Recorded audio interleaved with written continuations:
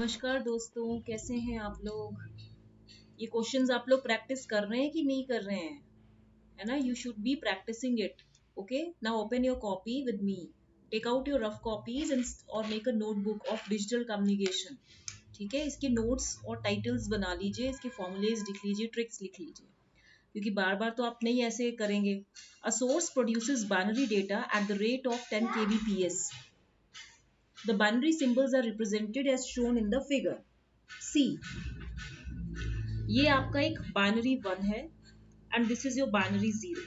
ठीक है, अगर देखा जाए binary 1 is represented by this 1 volt positive amplitude and binary 0 is represented by -1 volt.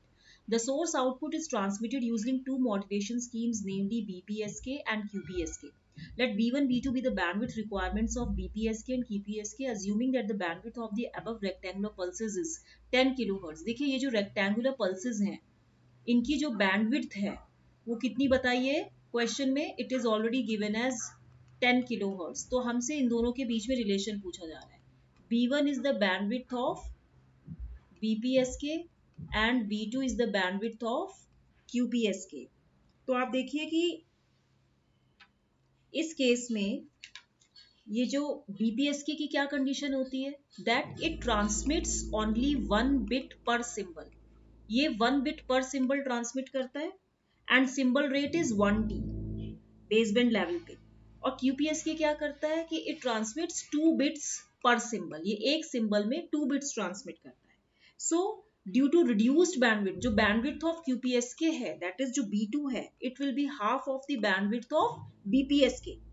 ठीक है, bandwidth of QPSK is half is the bandwidth of B1 that is BPSK। क्योंकि bandwidth QPSK की कैसी है, bandwidth of BPSK is reduced, तो due to this reduced bandwidth इसका जो information rate होगा, it's information rate, information transmission rate जो होगा, the rate at which the information is transmitted per second या जैसे भी आप बोलो, वो हाइयर होगा। It's information transmission rate is higher. ठीक है, तो अगर आप इसमें से देखें तो इसका कौन सा आंसर होगा, मैंने आपको बताया B1 इज इक्वल टू क्या रिलेशन है, B1 is equal to twice B2, that means B1 of BPSK, ये BPSK की बैंडविड्थ है, it is twice of the bandwidth of QPSK। ठीक है, दैट मीन्स ये जो है आपका B2 is equal to B1/2। तो ये अगर मैं देखूं जो B1 है, इसका जो बिट रेट है ये ट्वाइस RB है। ठीक है, दैट मीन्स ये कितना हो जाएगा 20K, क्योंकि RB मतलब क्या हुआ, RB is the bit rate 1/TB। तो ये आपका कितना दिया था 1/10K, सॉरी 1/TB ही इज रिलेटेड टू बैंडविड्थ, यानी कि जो RB है it is directly proportional to bandwidth. तो ये 10K के बराबर है, दैट मीन्स 10 kHz, तो ये 20 kHz हो जाएगा। तो इसका बिट रेट ज्यादा होता है BPSK का, और इसका जो बैंड ये जो B2 है ये हाफ इंटू 20K, तो ये कितना हो जाएगा 10K। तो आंसर कितना होगा, B1 will be 20K and B2 will be 10K। आपको ये जो आंसर इसने क्या क्वेश्चन में देखिए, आप क्वेश्चन में देखिए क्या दिया है, bandwidth of the above rectangular pulses दिया है। ठीक है, क्वेश्चन में क्या दिया है, bandwidth of the above rectangular pulses. तो पहले तो आप इसकी बैंडविड्थ निकालेंगे, it is twice of the bit rate. ठीक है, बिकॉज इट ट्रांसमिट्स 1 बिट पर सिंबल, तो ये हो गया। और ये रिलेशन होता है बैंडविड्थ ऑफ BPSK में और QPSK के बीच में। तो bandwidth of QPSK is half of the bandwidth of BPSK। तो याद रखिए कि जो बैंडविड्थ ऑफ BPSK है it is twice that of the bit rate, और जो QPSK की बैंडविड्थ होती है it is half that of the bandwidth of BPSK, यानी कि RB। नेक्स्ट क्वेश्चन देखिए, choose the correct one from among the alternatives. अब आप इस क्वेश्चन में देखिए जरा क्या दिया है, FM दिया है, DM दिया है, PSK दिया है। ओके, एंड आपको क्या दिया है इसमें, ग्रुप 2 में देखिए क्या दिया है, slope overload, mu law, envelope detector, capture effect, ये सारी चीजें आपको दी हुई हैं। तो आप इस क्वेश्चन को कैसे देखेंगे, इस क्वेश्चन में आप देखिए which option will be right. तो हम इसमें अगर देखें तो यहाँ पे आप देखिए कि हाँ, मैं आपको बताती हूँ। पहले तो आपको ये पता होना चाहिए, वैसे तो मैं आपको सब कुछ बता भी रही हूँ कि कैसे हम करेंगे। देखिए जो स्लोप ओवरलोड डिस्टॉर्शन होता है, मैं एक एक लाइन में बता देती हूँ। स्लोप ओवरलोड डिस्टॉर्शन क्या होता है, कहाँ पे होता है, ये डेल्टा मॉड्यूलेशन के केस में आता है। डेल्टा मॉड्यूलेशन के केस में आता है तो आप देखिए slope overload distortion, it is a kind of noise that occurs when the slope of input signal, okay, it is greater than delta modulator which is capable of reproducing it. ठीक है, तो sword को हम कैसे remove कर सकते हैं, by increasing step size sword जो है कैन बी रिमूव्ड और रिड्यूस्ड, हम ये कर सकते हैं। ठीक है, और इसके लिए आपने ये कंडीशन भी पढ़ी होगी कि जो आपका सॉर्ड कब होता है, when delta by T S is less than equal to A M omega M, ये होती है फॉर सॉर्ड टू अकर। तो अगर आप देखें सॉर्ड किस में होता है तो डेल्टा मॉड्यूलेशन में होता है। इसको रिमूव करने के लिए we have to increase the step size. Next है एफएम। एफएम में नहीं, अब आप देखिए म्यू लॉ। म्यू लॉ क्या होता है, this is a kind of non linear compounding. Mu law क्या होता है, this is a kind of non linear compounding. Compounding में आपको बता ही चुकी हूँ कि compression at the transmitter side and expansion at the receiver side in order to recover the data at the receiving end. तो कंपाउंडिंग किस लिए होता है, for reduced bit rate of audio signal by making quantization levels unequal. आपका compounding कहाँ use होता है, compounding कहाँ यूज होता है, for reducing bit rate, for reducing bit rate of audio signal. Audio जानते हैं ना, जो हम that we speak, speech audio मतलब जो हम सुनते हैं, that is audible to hear, sorry जो हम सुनते हैं। ठीक है, for reducing bit rate of audio signal by making quantization levels unequal. ठीक है, तो ये जो म्यू लॉ है, it is a kind of non linear compounding which is used in telecommunication. ठीक है, एंड ए लॉ, जो इसमें दो लॉज होते हैं, ये तो नॉन लीनियर कंपाउंडिंग है जो कहाँ यूज होता है, इन telecommunication. Tele means at a certain distance, the communication that is able to be performed at a certain distance। ठीक है, तो नॉन एक होता है, देखिए कंपाउंडिंग भी दो टाइप की है, एक म्यू लॉ है, एक ए लॉ है। ए लॉ क्या होता है, A law is a standard compounding algorithm होता है which is used in European 8-bit PCM decom system. ये कहाँ यूज होता है, European 8-bit PCM digital communication system में यूज होता है। ठीक है, in order to optimize that is modify the dynamic range of analog signal. क्यों हम यूज करते हैं, टू मॉडिफाई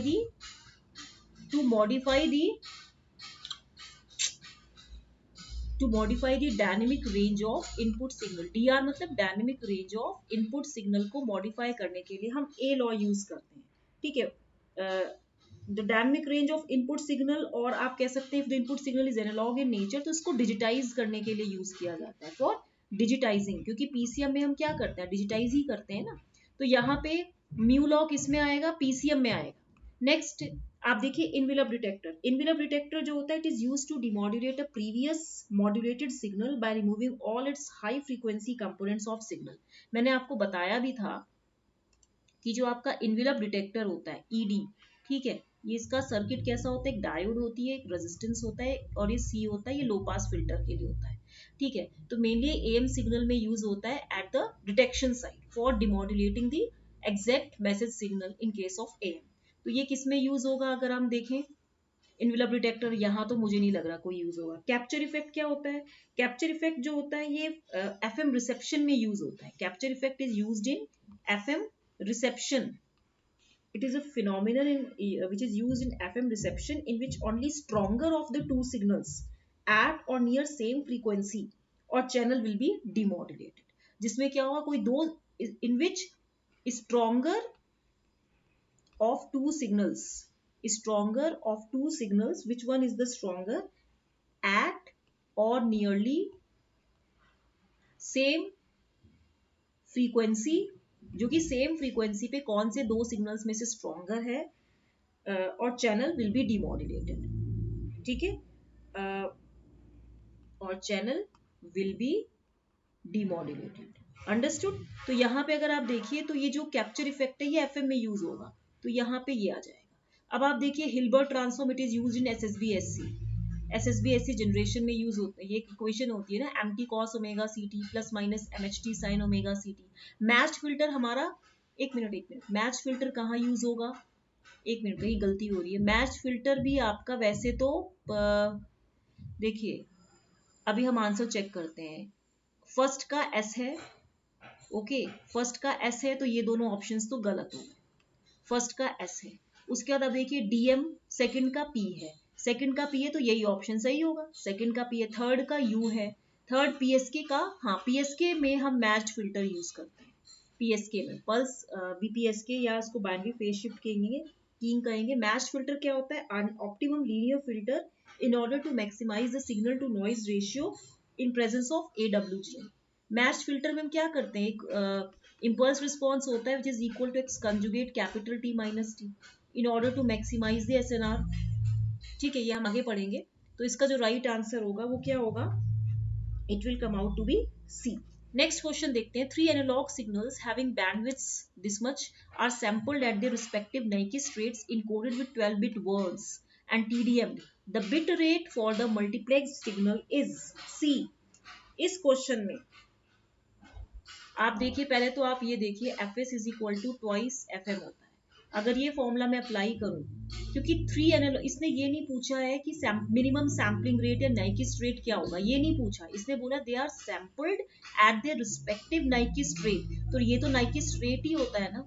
तो हम क्या करेंगे इसमें, 2 इंटू 1200 प्लस 600 प्लस 600, तो ये कितना हो जाएगा, 2 into it will be 2400 and this is 4800, यानी कि आप कह सकते हो कि it will come out to be 4.8 के।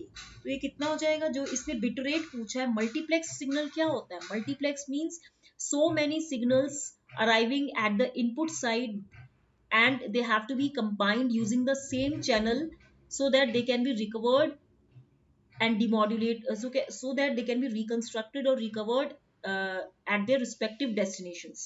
चाहे वो वीडियो हो, चाहे वो ऑडियो हो, चाहे वो फैक्स हो, चाहे वो स्पीच सिग्नल हो, चाहे वो जो भी हो, जो भी डेटा आपके पास है, various the signals coming from various sources at the input side, they have to be combined using same channel, they are synchronized and then they are transmitted to their respective destinations after recovering, जब वो receiver पे पहुंचेगा। तो इसका जो bitrate का formula होगा, TDM है, तो बिटरेट का क्या फॉर्मूला होगा, it will be n of f s.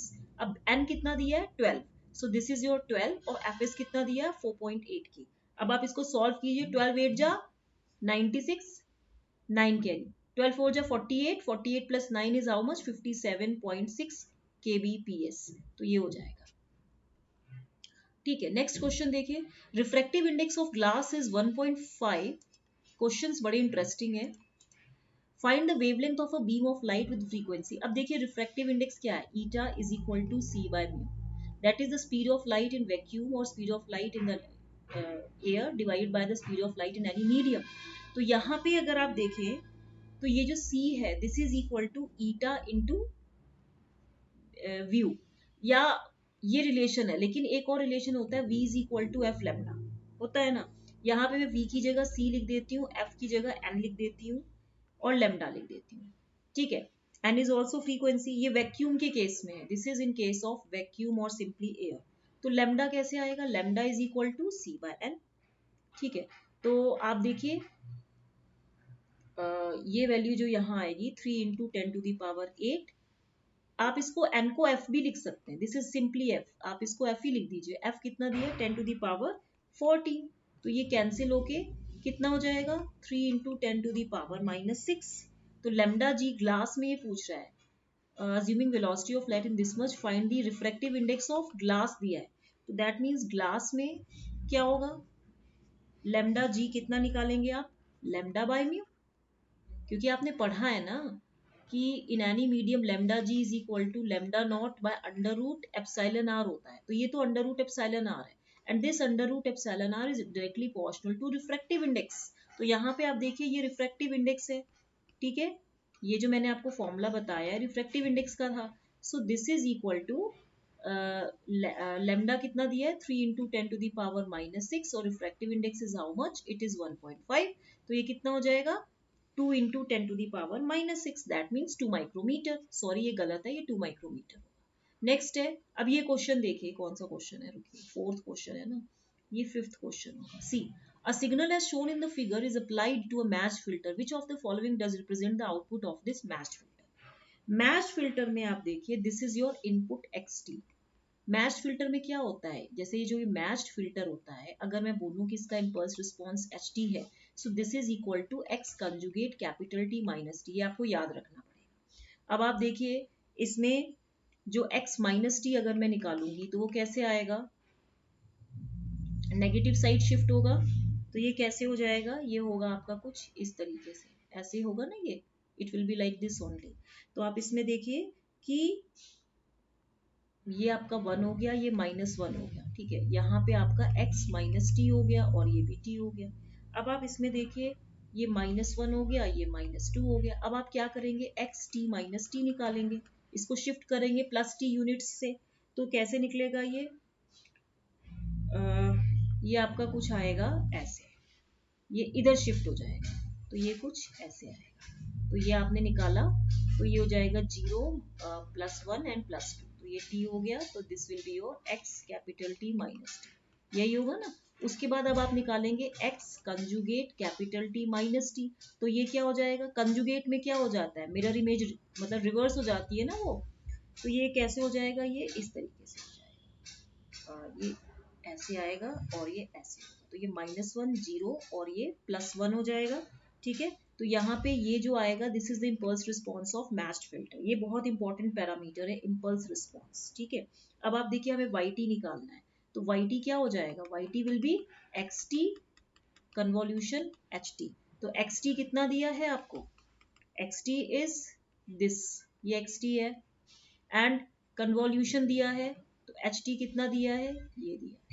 अब आप देखिए, मतलब मेरा ये ड्राइंग थोड़ा ऐसा नहीं है, आपको एग्जैक्ट बनाना जैसे होता है, मैं तो रफली समझा रही हूँ कि ये इस तरीके से आएगा, ये 1 ये 2 और ये कितना हो गया 1 -1 0, ये xt था and this will be your ht।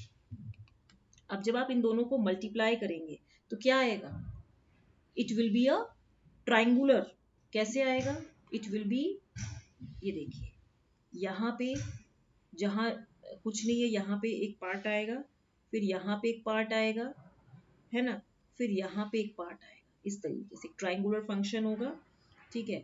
आपने पढ़ा होगा ना, जब हम इस तरीके से किसी को ऐसे मल्टीप्लाई करते हैं तो क्या आता है, ट्राइंगुलर आता है ना। तो यहाँ पे आप देखिए कि ये जो वैल्यू आएगी, क्योंकि इसमें एम्पलीट्यूड इंक्रीज हो रहा है, तो 2a² t एनर्जी हो गई।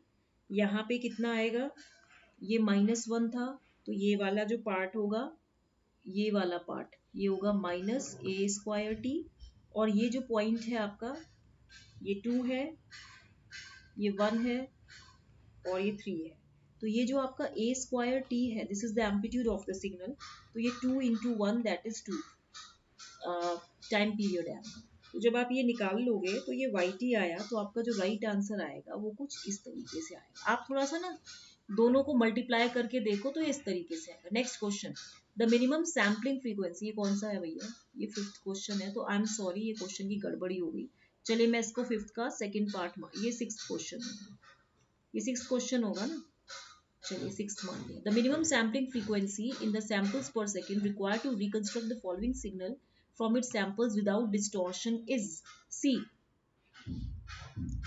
इस केस में आप देखिए, ये सिंक फंक्शन आपने पढ़ा होगा, सिंक फंक्शन क्या होता है, sin πx/πx, यही होता है ना, सिंक x अगर मैं लिखती हूँ तो आप देखिए ये एक तरह से सिंक फंक्शन ही है।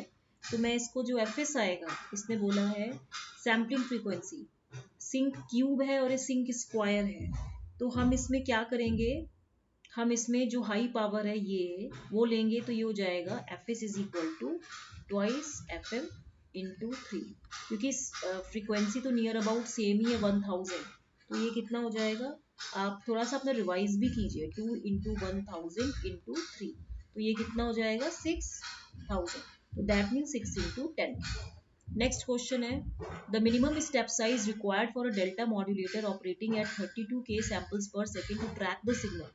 ये है ut minus 1 plus this much, so slope overload is avoided।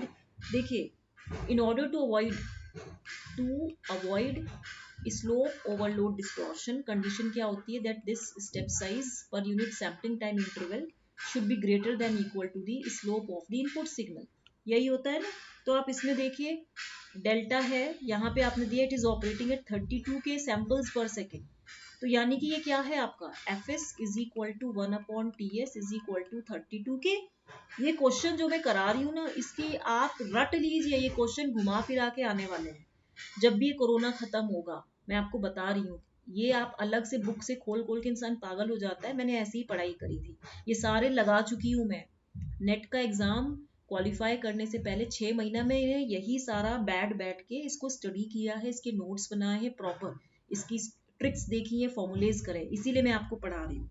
तो ये देखिए 32 इंटू ये कितना हो गया 32, और ये मैं इसको क्या लिख सकती हूँ 1024 लिख सकती हूँ ना। 1 KB में 1024 बाइट्स होते हैं, तो मैं इसको ऐसे लिख सकती हूँ and this will be equal to ये जो इसने बोला है ना d/dt to track the signal. तो जब मैं इसका स्लोप लूंगी तो ये तो चला जाएगा, तो ये 125 ही आएगा ना। तो आप देखिए ये कितना हो गया 2⁵ हो गया, और ये 2⁵ कितना होगा 10 होगा। 2⁵ 8 कितना होता है 5 1 12। तो इसको जब आप 2 स्क्वायर से करेंगे 12 4 जा 48 4 5 जा 20, ये तो ये हो गया। तो ये इतना नहीं होगा, जरा इसको इससे कीजिए 2 से, तो हाँ तो ये 2⁹ 9 होगा। तो ये 2⁻10 11 12 14 इंटू इतना, एंड ये 15 कैसे आ रहा है 1024 है ना। 212 हाँ जरा चेक कीजिएगा 2 ग्रेटर देन इक्वल टू ये 125 हो गया। अब आप इसमें देखिए 4 बाइट्स होते हैं, तो इसमें जो है इसको सॉल्व कीजिए ज़रा 125 डिवाइड बाई 2⁻14। तो ये कुछ मैं इसको इस तरीके से भी लिख सकती हूँ ना 2⁻7 बाय 2⁻14 ऐसे लिख सकती हूँ ना। तो ये कुछ 2⁻−7 आएगा आपका जो आंसर है। अब 7 तो मिल नहीं रहा, तो ये आएगा। आप एक बार चेक कीजिएगा ये मैंने सही करा है। 32 2⁻2 स्क्वायर और इंटू 2 4 इंटू 4 इंटू 2, एक मिनट 4 4 जा 16 2 जा 32, तो ये 5 ही तो होगा। और 1024 को आप 10 तो नहीं लिख सकते ना। 2⁸ इंटू 2 स्क्वायर, सॉरी एक मिनट, ये अगर इस तरीके से होगा तो ये 4 हो गया ना 16। और ये मैं भी थोड़ा सा देखिए, मैं मुझे भी सॉल्व करना पड़ता है क्योंकि I am also human being. And this is your 4, तो 256 इंटू 4 कीजिए, 4 6 जा 24 2 कैरी 25 4 जा 100, तो 1024। दैट मीन्स ये 2⁻10 ही होगा। सॉरी ये गलती से हो गया, ये 2⁻10 होगा। यहाँ पे ये 15 आएगा, तो दिस विल बी 50। देखिए मैं आपके सामने कैलकुलेट करती हूँ, मेरी गलती निकल जाती है। Next question, this will be your, this is 6th, sorry ये क्वेश्चन कौन सा है, मैं इसको ऐसा करती हूँ, ये वाला क्वेश्चन जो है ना इसको आप 5th का सेकेंड पार्ट मान लीजिए, क्योंकि मैंने एट रैंडम क्वेश्चंस उठाए हैं। तो ये जो है दिस इज योर 5th का सेकेंड पार्ट, ओके। और ये जो है आपका 5th का फर्स्ट पार्ट हो गया। मैंने एट रैंडम क्वेश्चंस उठाए हैं, वही क्वेश्चंस हैं जो इंपॉर्टेंट है। नेक्स्ट क्वेश्चन है आपका, in delta modulation the slope overload distortion can be reduced by. देखिए मैंने आपको बताया भी था कि in order to avoid slope overload distortion, what is the condition required in delta modulation? Delta modulation transmits 1 bit per sample। तो इसमें आप देखिए delta by TS should be greater than equal to d/dt of mt। ठीक है, mt is the message signal, ये इसका slope हो गया, slope of the message signal input। तो जब मैं step size increase करूंगी by increasing the step size क्या होता है the difference between the adjacent samples, इन दोनों के बीच के samples का जो difference होता है। जब आप स्टेप साइज इंक्रीज करोगे तभी आपका सॉर्ट जो होगा वो अवॉइड होता है, इज अवॉइडेड। तो इसका आंसर क्या आएगा by increasing the step size. ठीक है, ये क्वेश्चन हो गया। ये आप एक जगह कॉपी में लिख लो कि what is the condition for occurrence of slope overload distortion and what is the condition to avoid slope overload distortion. मैंने ऐसी पढ़ाई करी है। Next, The raised cosine pulse is zero, used for zero ISI. ISI means inter-symbolic interference in digital communication. The expression for PT with unity roll of factor. देखिए alpha होता है, roll of factor को alpha बोलते हैं. The measure of the excess bandwidth over Nyquist bandwidth, जिसको बोलते हैं ना alpha is equal to E. तो ये दिया the value of PT is C. इसके लिए हम क्या करेंगे, पीटी में हम क्योंकि 0/0 फॉर्म की है तो हम इसमें एलएच रूल लगाएंगे. वे ध्यान से देखिए, इंपॉर्टेंट है. P of 1/4 W लगाइए and this will be equal to what. आप करिए इसको जरा, कितना आएगा, d/dt of sine 4πwt divide by d/dt of denominator. मैं इसको ऐसे ही करूँ, ठीक है, क्योंकि डिनोमिनेटर बड़ा है. अब आप देखिए d/dt of sine theta is how much, 4πw cos 4πwt. ठीक है, ये तो मैंने न्यूमरेटर लिख लिया. अब डिनोमिनेटर का देखिए. डिनोमिनेटर के केस में 4πw, ठीक है, t माइनस मैं इसको लिख सकती हूँ 64πw³ t² लिख सकती हूँ. अब आप इसमें देखिए, जब आप इसका डिफरेंशिएशन करेंगे d/dt जब हम करेंगे तो ये 4πw इंटू d/dt ऑफ 1 आ जाएगा एंड माइनस ये 64πw³ इंटू ये कितना हो जाएगा ट्वाइस t. एक मिनट, ये कितना है, πw³ ये t³ आएगा, πw³ this will B t³. तो ये कितना हो जाएगा 3t². It will come out to be 3t². अब आप इसमें देखिए, मैं इस पे अगेन 4πw कॉमन ले लेती हूँ. यहाँ 1 माइनस कितना हो जाएगा, 16 4 64 into 3 and this will B w² t².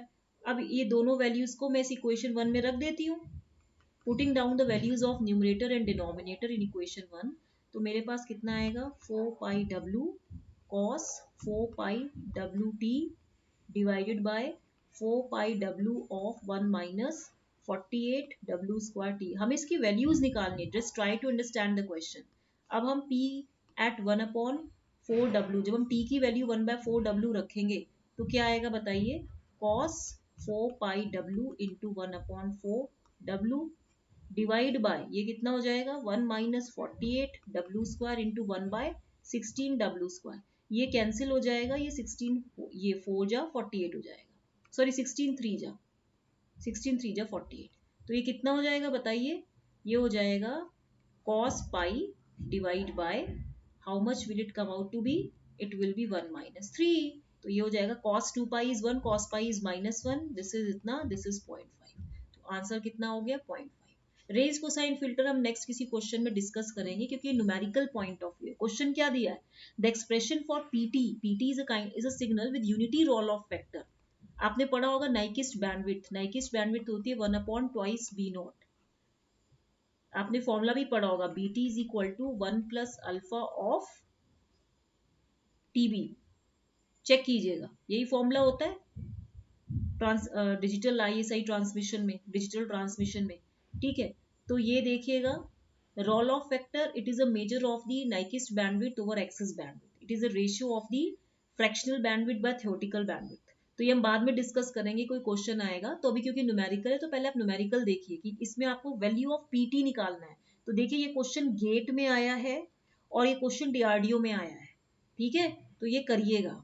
Next question है ड्यूरिंग ट्रांसमिशन ओवर. ये क्वेश्चन मैं आपको करा चुकी हूँ, ये क्वेश्चन आपका होमवर्क है, मुझे आप आंसर बताइएगा क्या आएगा. नेक्स्ट क्वेश्चन है in a GCM system 8 channels can coexist in 200 kilohertz bandwidth using TDMA.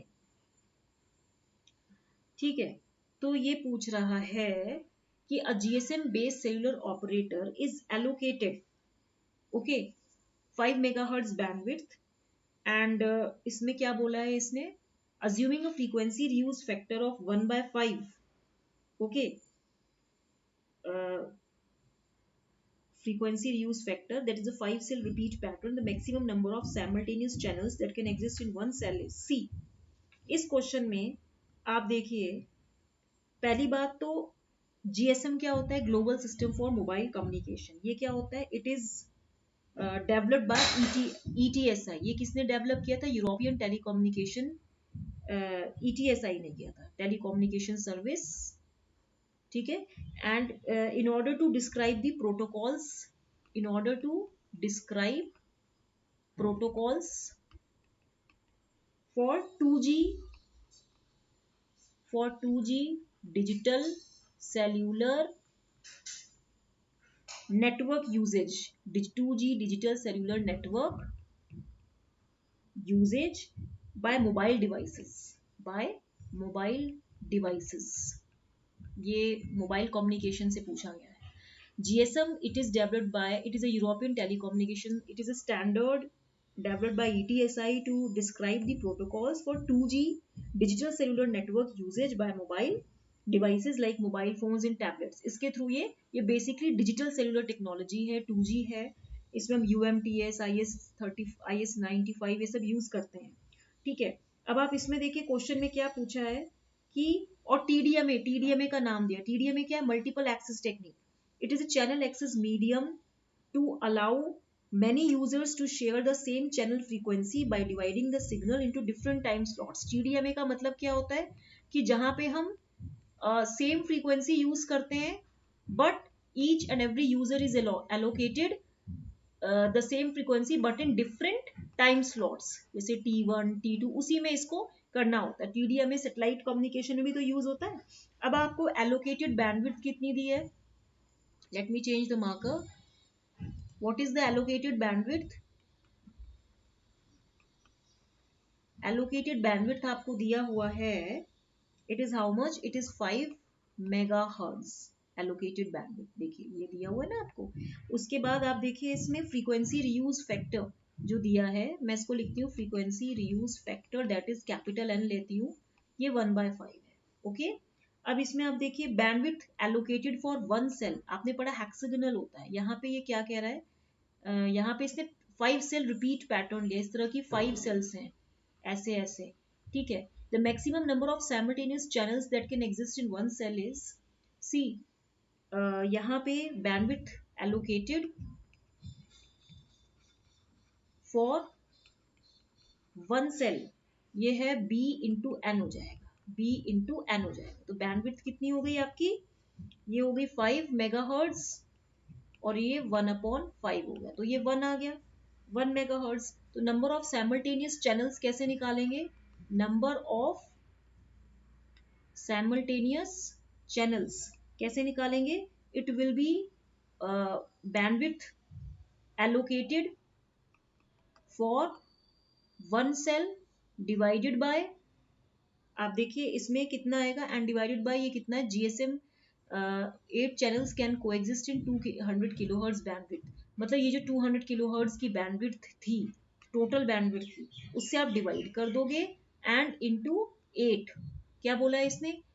8 channels can coexist in 200 kilohertz bandwidth. मतलब कि ये जो बैंडविड्थ थी वो 200 किलोहर्ट्ज की थी और उसके अंदर करीबन 8 चैनल्स थे. तो मैं इस तरह से लिखूंगी ना, तो ये कितना हो जाएगा, 1 मेगाहर्ट्ज बाय 200 इंटू 10 क्यूब और into 8.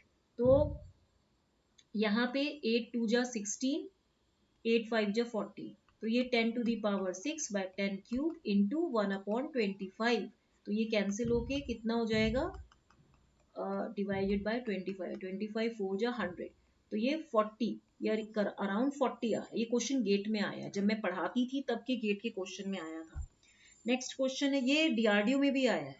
In a direct sequence CDMA system the chip rate is this much. ये कम्युनिकेशन का ही पार्ट है. रैपापोर्ट खोलिएगा, रैपापोर्ट बहुत अच्छी बुक है, रैपापोर्ट से काफी बेसिक क्लियर होंगे, मैं हाई फाई बुक नहीं बताऊंगी. In a direct sequence CDMA system the chip rate is this much chips per second if the processing gain is desired. अब देखिए processing gain is a very important term. Processing gain जो है आपका, processing gain, इसका formula आप याद कर लीजिए, GP मैं इसको बोलती हूँ processing gain. It is defined as the ratio of chip rate to bit rate. ठीक है. अब ये जो आपका, अब उसके बाद इसने क्या बोला है, अगर processing gain is desire to be at least 100, ये मतलब आपको दिया है एटलीस्ट 100 कह रहा है, तो यानी कि मैं कह सकती हूँ कि this RC by RB is greater than equal to 100. तो ये RB कितना हो जाएगा, this will be less than equal to RC by 100। अब आप इसको सॉल्व कर लीजिए, कितना सिंपल क्वेश्चन है। चिप रेट कितना दिया है आपको, 1.2288। मैं इसको लिख सकती हूँ 1.2288 इंटू 10⁶ डिवाइड बाय 100, तो ये 10⁴ हो गया। ठीक है, अब जब ये आपका करीबन आ जाता है 12288, तो मैं इसको कैसे लिख सकती हूँ, मैं इसको ऐसे भी तो लिख सकती हूँ, इंटू 10³ बिट्स पर सेकेंड। आपको फॉर्मूला याद होना चाहिए, तो आपका राइट आंसर कितना आएगा, it must be less then, जो बिट रेट, डेटा रेट मतलब data rate is what, it is nothing but the bit rate. आप इसको डेटा और बिट एक ही तो है, ठीक है। So this will B must be less then और इक्वल टू दिस मच, इतने बिट्स पर सेकेंड। ठीक है, आई होप आपको मेरा पढ़ाने का ढंग अच्छा लग रहा होगा। तो इसको प्लीज एक लाइक जरूर करिएगा, शेयर भी कीजिएगा मैक्सिमम फ्रेंड्स को। और क्योंकि अभी कोरोना चल रहा है, तो अगर आप अपने फ्रेंड्स को भी अच्छे अच्छे वीडियोस देंगे, शेयर करेंगे, तो उनको भी इंटरेस्ट आएगा। तो थोड़ा सा ना, अच्छा हाँ, मुझसे स्टूडेंट बोलते हैं कि आप सब्जेक्ट क्यों नहीं पढ़ाते हैं। देखिए, ये जो यूट्यूब है ना, इस यूट्यूब में there are so many faculties who are teaching electronics. कईयों के आप देख लीजिए तो वो सब्जेक्ट की थ्योरी पढ़ा रहे हैं। आप एक भी आप थ्योरी रिलेटेड टू इलेक्ट्रॉनिक्स खोलिए, तो आपको बहुत सारी थ्योरी मिल जाएंगी। तो मैं उसमें टाइम न देने की बजाय मैं आपको ऐसे क्वेश्चंस कराना चाहती हूँ जिससे कि आप लोगों को इंटरेस्ट आए।